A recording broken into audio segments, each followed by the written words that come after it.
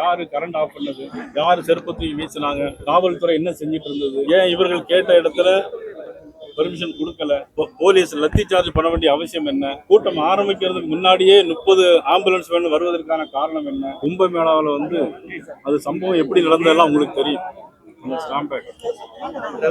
ஆனா அந்த 64 கோடி பேர் மக்கள் வந்தாங்க. ஆனா கரூர்ல இன்னைக்கு பாத்தீங்கன்னா 41 பேர் பரிதாபமா செத்து போயிட்டாங்க. செத்தல பாத்தீங்கன்னா கணவனை இழந்த பெண் 10 வயது சிறுவனோடு வாழ்ந்துட்டு இருக்கிறாங்க. அந்த 10 வயது சிறுவனும் அந்த இடத்துல இறந்து போறாங்க. அந்த தாய் தனியா நிற்கிறாங்க. இப்படி கொடூரமான செயல்கள் நிறைய. யாரு கரண்ட் ஆஃப் பண்ணது, யாரு செருப்பு தூக்கி வீசினாங்க, காவல்துறை என்ன செஞ்சிட்டு இருந்தது, ஏன் இவர்கள் கேட்ட இடத்துல பெர்மிஷன் கொடுக்கல,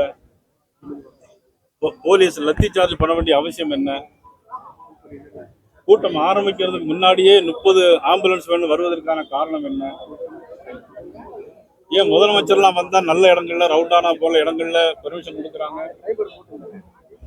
இவர்களுக்கு மட்டும் ஏன் அந்த இடத்துல பெர்மிஷன் தரல, இதையெல்லாம் அவங்க சீர்தூக்கி பார்க்கணும். தனிநபர் ஆணைய விசாரணை போயிட்டு இருக்கும்போது அரசு அதிகாரிகள் வைக்கிறது சரின்னு நினைக்கிறீங்க?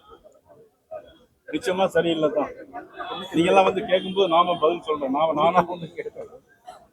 ஆனா தனிநபர் ஆணையம் அது யாருக்காக பயன்படுத்துவார்கள் என்பதை மட்டும் தான் நம்ம சிந்திச்சு பார்க்கணும்.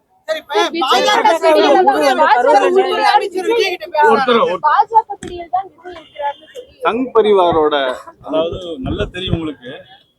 இந்த கேள்வியை தெரிஞ்சிருந்தே நீங்க கேக்குறீங்க. ஏற்கனவே பாஜக எங்களுடைய எதிரி அப்படின்னு சொல்லிட்டு இருக்கிறாரு, எங்களை விமர்சனம் பண்ணி பேசிட்டு இருக்காரு. இந்த இடத்துல எப்படி நாங்க எங்களுடைய பிடியில் எப்படி அவர் இருக்க முடியும்?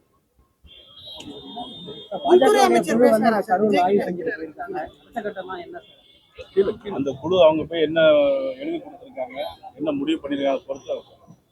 திருவண்ணாமலையில காவலர்களே